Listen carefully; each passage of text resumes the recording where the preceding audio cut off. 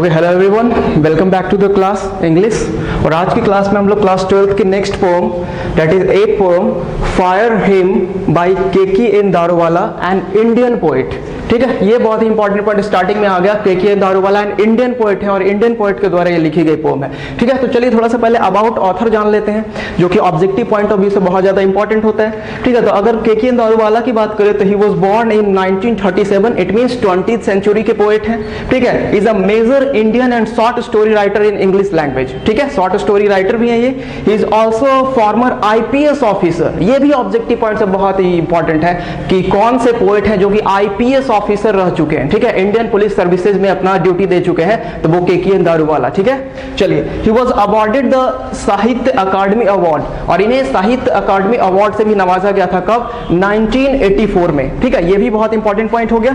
For his poetry collection in 20th century. ठीक है ना, 20th सेंचुरी के पोएट है, तो पोएट्री कलेक्शन के लिए द साहित्य अकादमी अवार्ड से नवाजा गया था इन्हें। ठीक है, तो ऑब्वियसली अगर साहित्य अकादमी अवार्ड किसी को दिया जा रहा है तो बिल्कुल ही प्रोफिशिएंट राइटर होंगे, बिल्कुल ही, समझ रहे हो। ओके, चलिए, तो लाइन बाय लाइन हम लोग अब इसके मीनिंग को, समरी को समझते हैं और डिफिकल्ट वर्ड्स को देखते जाएंगे। आपसे बार बार बोला जा रहा है कि हर एक लाइन पे ध्यान दोगे। ठीक है, क्योंकि एग्जाम में आपका कोई भी लाइन उठाकर ऑब्जेक्टिव में दिया जा सकता है और पूछ दिया जाएगा कौन से पोएम से ली गई है या इसके राइटर कौन है, पोएट कौन है। ठीक है ना, चलिए, तो आप लोग ध्यान देंगे बिल्कुल ही। फर्स्ट लाइन में लिखा गया द बर्निंग घाट। और हाँ, थोड़ा सा बता दें कि इस पोम की अगर थीम को समझोगे तो एक क्रेमेटोरियम का सीन है यहाँ पे। क्रेमेटोरियम आप लोग बोल सकते हो शमशान घाट। ठीक है, और अगर किसी को डर लगेगा तो उसके लिए सॉरी, ऐसे डर तो नहीं लगना चाहिए, इतने बड़े तो आप लोग हो ही गए हो। ठीक है ना, तो थोड़ा सा क्रेमेटोरियम के सीन को दिखाया गया है कि कैसे वहाँ पे बहुत सारी चिताएं जल रही होती है। ठीक है, और वहाँ पे जो फायर का जो बोल सकते हो उसका जो लॉ होता है, ठीक है, उसको एक्सप्लेन किया गया और बहुत सारी गलतियां होती है फायर से। ठीक है, और राइटर से क्या गलतियां हुई अपने लाइफ में वो सबको इसमें एक्सप्लेन करते हैं। और ये राइटर बिल्कुल ही टू द पॉइंट लिखने वाले हैं। ठीक है, बिल्कुल to the point, real scene को अपने पोएम के थ्रू एक्सप्लेन करते हैं। ठीक है ना, चलिए, तो देखोगे क्या बोलना चाह रहे हैं। लिखा गया द बर्निंग हार्ट इरप्टेड। ठीक है, फॉस्फोरेसेंस, यहाँ पे एक वर्ड समझोगे, फॉस्फोरेसेंस क्या होता है। ठीक है, तो फॉस्फोरेसेंस की बात करें तो एक ऐसा सब्सटेंस जो कि लाइट को इमिट करता है। ठीक है ना, जिससे आपको लाइट कुछ लॉ दिखाई देगी। ठीक है, जैसे आप कोयला को जलाते हो, ठीक है, कोल को जलाते हो तो वहां से लाइट इमिट होता है, तो आप उसको बोल सकते हो कि एक फॉस्फोरेसेंस, ठीक है ना, फॉस्फोरेसेंस सब्सटेंस है। ओके, और एक आप इरप्ट वर्ड को बात करोगे तो आप वोल्केनिक इरप्शन का नाम सुने होगे, कैसे लावा फूटता है। ठीक है, तो सिमिलरली वैसा ही तो होता अगर कोई भी डेड बॉडी को चिता पर लिटाकर फायर पे, ठीक है, उन्हें आग दी जाती है, तो एक तरीके का वही इरप्शन क्रिएट होता है, सेम चीज को, और सेम लाइट इमिट होता है वहां पे से। कितना ज्यादा लाइट होता है ना, एक अगर आप क्रेमेटोरियम शमशान घाट पे गए हो कभी तो देखे होगे। ठीक है, चलिए, तो फर्स्ट लाइन आपको समझ में आया क्या बोले।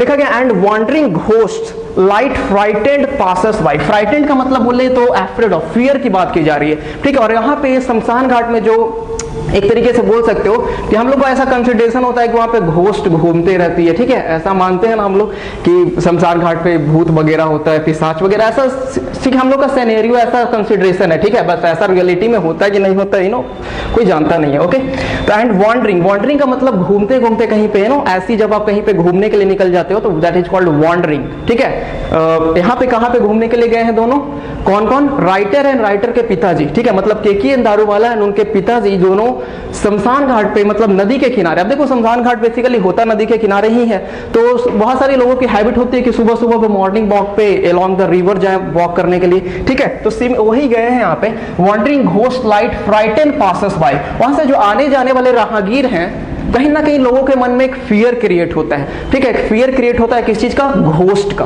ओके, वहां पे जाने के बाद माहौल ही कुछ अजीब टाइप का लगता है। समझ में आ रहा है आप लोगों को? अगर गए होगे तो कभी आप फील किया होगा, माहौल बिल्कुल ही चेंज हो जाता है वहां पे। ठीक है, एटमोस्फेयर बिल्कुल ही डिफरेंट होता है। ओके, चलिए, as moonlight scattered among the bones, और मून लाइट बिल्कुल ही चांदनी रात है, रात की बात की जा रही है यहाँ पे अभी। ठीक है, मून लाइट, चांदनी रात है। ठीक है, अब देखो, चांदनी रात है तो लाइट तो ऐसे भी होगा। ठीक है, और एक वो वाला लाइट, दोनों मिलकर। ठीक है, एक कौन सा लाइट? फायर से जो लाइट इमिट हो रहा है। ठीक है, वहां पे जो फॉस्फोरेसेंस जो सब्सटेंस जल रही है, उससे जो लाइट इमिट हो रहा है उसकी बात की जा रही है। ठीक है, तो ये फर्स्ट आप लोग समझे। फिर लिखा गया once a strolling at dawn past, ठीक है, river bank and ghat, we saw embers losing their cruel redness, ठीक है, to the grey as the swallow all half cooked limbs. चलिए यहाँ पे थोड़ा सा समझोगे, क्या बोल रहे हैं, वंस स्ट्रॉलिंग। स्ट्रॉलिंग का मतलब भी क्या होता है, एमलेसली वॉक करना, ठीक है। जब आप निकल गए कहीं पे मूव करने के लिए, वॉक करने के लिए, that is you can say, ठीक है ना, I am strolling in the park, you know, I am strolling outside, कुछ भी कहीं पे घूमने के लिए निकल गए तो स्ट्रॉलिंग एट डाउन। आप डाउन वर्ड का मतलब समझते हो ना, क्या बोला जाएगा, from dawn to dusk. Dawn to dusk, तो डॉन हम लोग मॉर्निंग को बोलते हैं, किस चीज को, मॉर्निंग को बोलते हैं, जो अर्ली मॉर्निंग होती है उसे डॉन बोला जाता है, और जो इवनिंग का टाइम होता है उसे बोलते हैं dusk. From dawn to dusk, सुबह से लेकर शाम तक, ऐसे बोल सकते हो, ठीक है ना। तो ये बोल रहे हैं कि dawn past river bank and ghat we saw embers. तो ये क्या होता है कि सुबह में, सुबह के टाइम, डॉन के टाइम में, ये राइटर और उनके पिताजी सुबह में जब रिवर के किनारे, नदी के किनारे जब घाट पे घूमने जाते हैं तो वो क्या देखते हैं, वी सॉ इम्बर्स। इम्बर्स की बात करें तो इम्बर्स क्या होता है, आप बोल सकते हो अंगारा। अंगारा हिंदी में बोल सकते हो, आप जलते हुए कोयले को देखे होगे, ठीक है, तो उसे अंगारे के नाम से हम लोग जानते हैं। ऐसे लकड़ी का भी, अगर लकड़ी भी जल रहा होगा तो उसकी भी जो होती है ना आग से, है ना, समझ रहे हो, आप समझ ही रहे हो क्या बोलना चाह रहे हैं, okay. Embers losing their cruel redness. अब देखो यहाँ पे बात करेंगे रेडनेस की, तो जब वो कोई भी कोयला या कोई भी सब्सटेंस जलता है, ठीक है, तो अगर कोयले की बात करें तो वहां पे कितना ज्यादा बोल सकते हैं कि क्रूएल रेडनेस बोलने का मतलब समझ में आया, इतना ज्यादा वहां पे हीट होता है कि यू नो, अगर बॉडी वहां पे चला जाए तो बिल्कुल ही एक तरीके से बोल सकते हो गल जाएगा, पूरा जल सकता है बॉडी। क्रूएल रेडनेस, ठीक है, समझ रहे हो आप लोग कितना ज्यादा वहां पे हीट होता है, कितना आग होता है वहां पे, तो वही बोल रहे क्रूएल रेडनेस। और जैसे कि रात में अगर चिता को आग लगाई गई तो सुबह होते होते धीरे धीरे वो क्या होगा, अपने क्रूएलिटी को क्या करेगा, कम करेगा, और फिर वो राख में बदल जाएगा। ऐसा ही तो होता है ना। तो वही बोल रहे cruel redness to the grey S, ठीक है, वो अपनी क्रूएलिटी को धीरे धीरे क्या कर रही है, लॉस कर रही है, मतलब धीरे धीरे उसका जो टेम्परेचर है वो धीरे धीरे क्या होता जा रहा है, कम होता जा रहा है, और वो धीरे धीरे देख रहे हैं कि जो भी इम्बर्स है वहां पे वो धीरे धीरे राख में बदलती जा रही है, ऐश में बदलती जा रही है, ठीक है। फिर लिखा गया that swallows all half cooked limbed, जो कि पूरी बॉडी को, जैसे कि वो बॉडी जब चिता पे रखा हो रहा था तो धीरे धीरे पूरा बॉडी जो है खत्म हो जाता है एक तरीके से, है ना। तो ये बोल रहा है स्वैलो का मतलब क्या होता है, निगलना किसी चीज को। तो यहाँ पे बोला जा रहा है कि वो पूरा जो इम्बर्स है, जो वहां पे अंगारे हैं, वो जो कि क्या पूरे बॉडी को निगल गए धीरे धीरे, और वहां पे कुछ हाफ कुक्ड लिम्ड। देखो कभी कभी ऐसा होता है ना शमशान घाट पे कि जब कोई भी डेड बॉडी को यू नो आग दिया जाता है बेसिकली, तो पूरा का पूरा बॉडी ठीक से जल नहीं पाता। कुछ पार्ट्स आप शमशान घाट पे जाओगे तो यू नो कहीं कहीं के गिरा हुआ मिल सकता है, ठीक है। आपको अजीब लग रहा होगा बट ये रियलिटी है, नो, आप कभी गए होगे तो ऐसा फील किए होगे, ठीक है। अब जो भी आपको पढ़ना है वही पढ़ना पड़ेगा ना, ठीक है। कहीं पे हाफ जला हुआ उंगली भी मिल सकता है, ठीक है, कुछ भी आपको, है ना। तो कुछ ना कुछ पार्ट आग ठीक से जला नहीं पाता, ठीक है, या बोल सकते हो कि ह्यूमन उतना केयर नहीं करते, इस वजह से कोई ना कोई पार्ट बचा हुआ रह जाता है, ठीक है। तो वहीं पे बोला जा रहा है half cooked limbed bore witness to the fire's debauchery। देखिए यहाँ पे बहुत ही खूबसूरत वर्ड यूज किया गया, डिबॉचरी, ठीक है ना। डिबॉचरी एक तरीके से हम बोल सकते हैं धोखाधड़ी, एक तरीके का डेजर्ट, ठीक है, किसी को धोखा देना। तो यहाँ पे किसके धोखा देने की बात हो रही है, बोल रहे आग जो है ना, वो फायर जो वहां पे लगाया गया, फायर हिम जो है वो कहीं ना कहीं धोखेबाज है। क्यों? क्योंकि उसने बॉडी को अध जला ही छोड़ दिया, पूरे तरीके से उसे फिनिश नहीं किया, पूरे तरीके से राख नहीं बनाया, ठीक है ना। तो ये इसका मतलब यहाँ पे क्या बोला जा रहा है कि फायर का काम था, फायर को एक वर्क दिया गया था कि आपको पूरी बॉडी को यू नो फिनिश करना है, पूरे बॉडी को राख बनाना है, लेकिन वो कुछ बॉडी को छोड़ देता है, कुछ पार्ट्स को छोड़ देता है। लिम्स हम एक अंग को, कोई भी बॉडी के पार्ट को बोल सकते हैं बेसिकली, ठीक है ना। ऐसे कुहनी को बोलते हैं लिम्स, ठीक है। तो वो छोड़ देता है, इसका मतलब वो अपनी ड्यूटी को ठीक से नहीं कर रहा है, अपनी ड्यूटी को वो परफॉर्म ठीक से नहीं कर पा रहा, ठीक है। तो डिबॉचरी जो वर्ड है वो किसी भी फील्ड में यूज हो सकता है। अगर कोई भी इंसान को कोई वर्क दिया गया कि आपकी रिस्पॉन्सिबिलिटी, आपको ये करना है, अगर वो पूरी ईमानदारी से नहीं कर रहा तो वो भी बंदा क्या कर रहा है, डिबॉचरी कर रहा है, ठीक है ना। He is a derelict guy, it means dereliction of duty, अपने ड्यूटी को ठीक से परफॉर्म नहीं कर पाना, ठीक है। चलिए फिर लिखा गया, तो ये बोल रहे हैं कि मैं और मेरे पिताजी इस चीज के गवाह हैं कि वो आग जो है, वो फायर जो है कितने बड़ा धोखेबाज है, ठीक है। मैंने और मेरे पिताजी दोनों ने देखा है कि बॉडी को ठीक से जला, फिर ठीक से राख में नहीं मिला है, ठीक से फिनिश नहीं किया, ठीक है। कौन? फायर।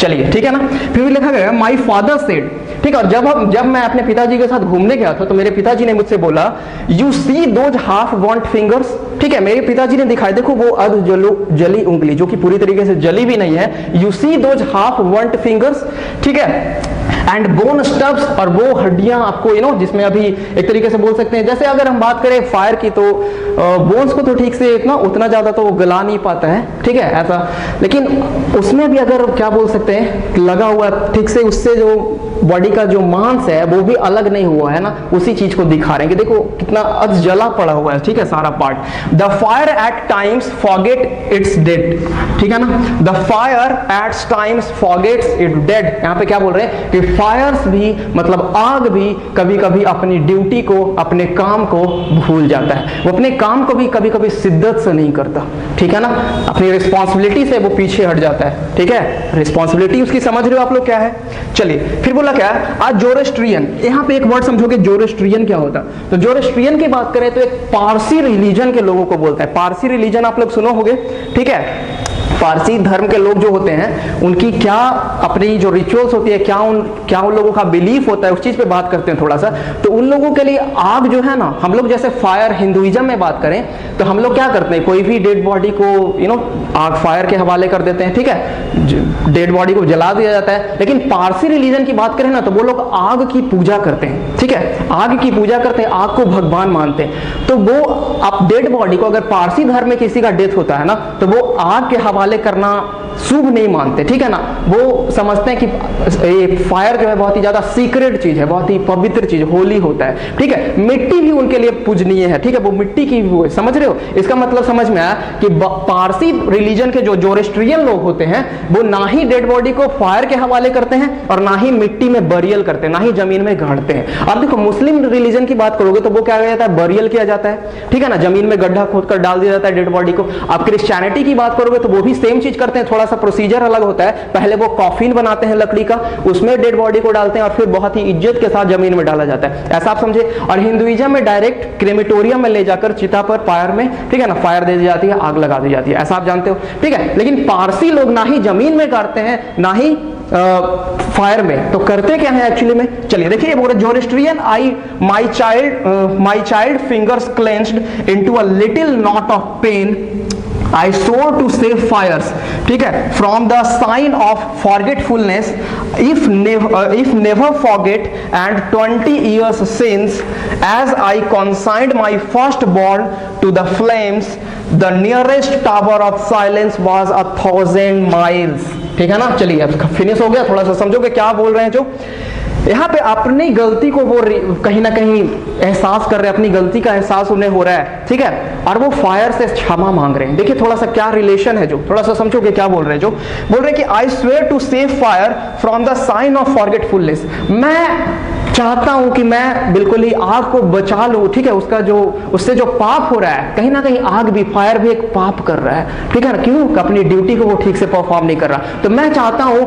मेरे लिए तो वो पूजनीय है, मैं मतलब इस धर्म में तो इसे भगवान माना जाता है, ठीक है, तो मैं उसे इस पाप करने से बचाना, ये पाप करने से बचाना चाहता हूं, ठीक है। और बोल रहे if never forget and 20 years since, और ये क्या बोल रहे हैं ना कि 20 साल पहले की बात है, 20 years पहले की बात है, आज भी मैं उस मोमेंट को नहीं भूला, आज भी वो मोमेंट मुझे याद है कि मैंने क्या किया था, क्या गलती हुई थी उनसे। तो वही बोल रहे हैं As I consigned my firstborn to the flames, ठीक है, यहाँ पे क्या बोल रहे हैं कि 20 साल पहले की बात है कि जब मैंने अपने सबसे बड़े बेटे को because of whatever reason उसकी डेथ हो गई थी, ठीक है, तो मैंने उसे आग के हवाले कर दिया था। थोड़ा सा समझ रहे हो क्या बोल रहे हैं। 20 साल पहले उनके मतलब राइटर के दारूवाला के कोई बेटे थे, ठीक है, उनकी because of whatever reason death हो जाती है, ठीक है, तो वो आग के हवाले कर देते हैं, चिता पे लिटा देते हैं, ठीक है। तो कहीं ना कहीं ये अपने धर्म के खिलाफ काम किए, तो उस चीज को लेकर इन्हें बहुत ज्यादा रिग्रेट हो रहा है, बहुत ही ज्यादा दर्द फील हो रहा है कि हमने कहीं ना कहीं अपने धर्म के रीति रिवाजों को तोड़ा, ठीक है ना, अपने धर्म के रीति रिवाजों को तोड़ दिया।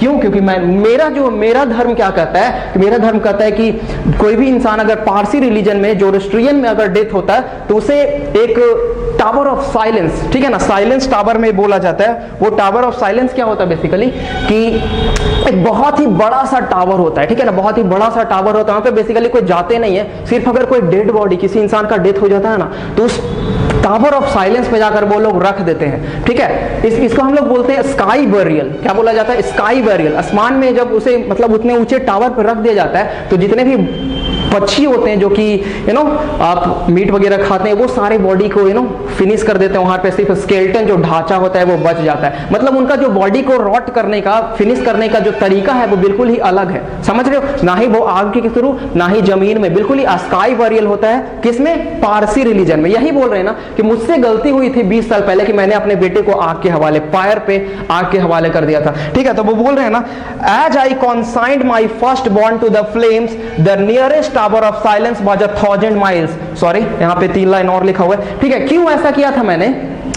क्योंकि जो साइलेंस, टावर ऑफ साइलेंस था ना, वो मेरी घर से बहुत ही दूरी पे, 1000 माइल्स दूर पे था, ठीक है। तो मैं वहां पे जा नहीं पाया, इस वजह से मैंने अपने धर्म के रिचुअल्स को तोड़ दिया, ठीक है। और उसे कहीं ना कहीं मुझे बहुत ही ज्यादा रिग्रेट हो रहा है इस चीज का, मुझे बहुत ही ज्यादा पेन हो रहा है, ठीक है, एहसास हो गया मुझे। चलिए लास्ट 3 लाइन से उसको देखते हैं। The fire hymn said to him, ठीक है। और जो फायर से इस चीज के बारे में बात करते हैं तो फायर उससे बोलती है, ठीक है ना। फायर का रिप्लाई आता है क्या? यू स्टैंड फॉर गिवन, जाओ मैंने तुम्हें माफ कर दिया। कौन बोल रही? फायर किसे?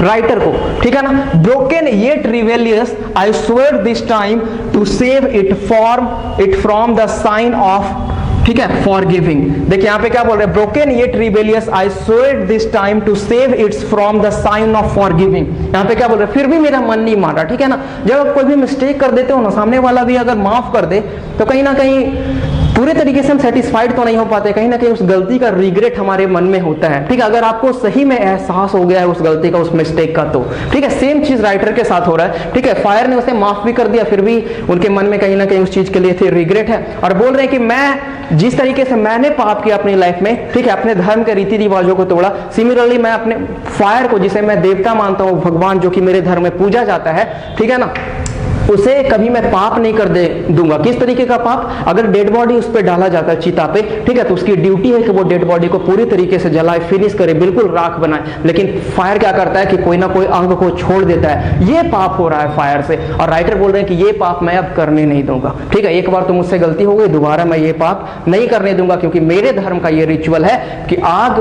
को पवित्र माना जाता है, इस मिट्टी को, इस धरती को पवित्र मानते हैं, ठीक है। तो यहाँ पे डेड बॉडी का लाना अपवित्र है, अशुभ है, ठीक है ना। चलिए इनऑस्पिशियस है, ओके। तो आई होप क्या बोलना चाह रहे थे आपको समझ में आया होगा, ठीक है, कि एक रियलिटी को दिखाया गया हिंदुइज्म में जो होता है, ठीक है, और क्या इससे मिस्टेक हुई, फायर क्या मिस्टेक करता है अपने लाइफ में, ओके। और अबाउट ऑथर भी आप लोग जान गए होंगे, ठीक है, ओके। तो आई होप आपको समझ में आएगा। इंडियन पोएट है, इस वजह से बहुत ज्यादा इंपॉर्टेंट है, ओके। तो इस चैप्टर से रिलेटेड आपकी समरी और कुछ ऑब्जेक्टिव पॉइंट्स जो कि एग्जाम ओरिएंटेड है, ठीक है ना, वो आपको डिस्क्रिप्शन बॉक्स में मिल जाएगा। आपसे रिक्वेस्ट होगा कि आप चेक करो डिस्क्रिप्शन बॉक्स को, बिल्कुल ही नोट्स बनाओ अपने पार्टिकुलर बुक में, ठीक है ना, ओके। तो let's see you in the next class. Next class में हमको इसके नेक्स्ट पोएम डिस्कस करेंगे, ओके। तो तब तक के लिए keep smiling, keep learning, take care and thank you so much.